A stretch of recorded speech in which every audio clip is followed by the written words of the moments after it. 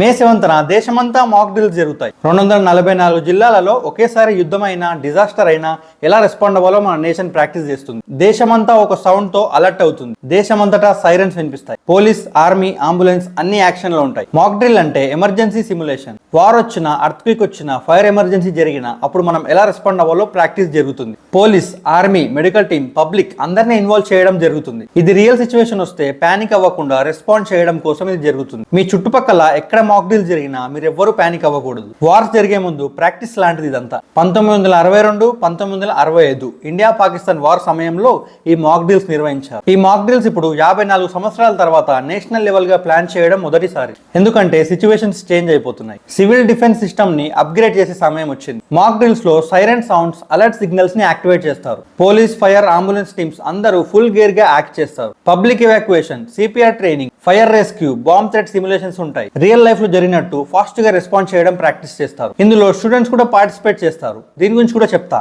నువ్వు ఫాలో ఇంకా సబ్స్క్రైబ్ చేయి. ఇలాంటి ప్రతి సోషల్ ఇష్యూ గురించి చెప్తా, ప్రతి ఒక్కరికి అర్థమయ్యే విధంగా. ఈ మాక్ డ్రిల్ లో స్టూడెంట్స్ కూడా పార్టిసిపేట్ చేస్తారు. కాలేజెస్, స్కూల్స్ లో అవేర్నెస్ ప్రోగ్రామ్స్ జరుగుతాయి. Physical drills, first aid demo ఉంటాయి. ఫ్యూచర్ జనరేషన్ ని సేఫ్టీగా ప్రిపేర్ చేస్తారు. సో నెక్స్ట్ టైం ఫైర్ వినిపిస్తే భయపడకండి. అది సేఫ్టీ కోసం, ప్రిపరేషన్ కోసం మాత్రమే. మాక్ డ్రిల్ అంటే మన గెలుపు కోసం రెడీ ఉండటం. ఈ ఇన్ఫర్మేషన్ అందరికి షేర్ చేయండి. వీడియో నచ్చితే లైక్ చేయండి. జై హింద్.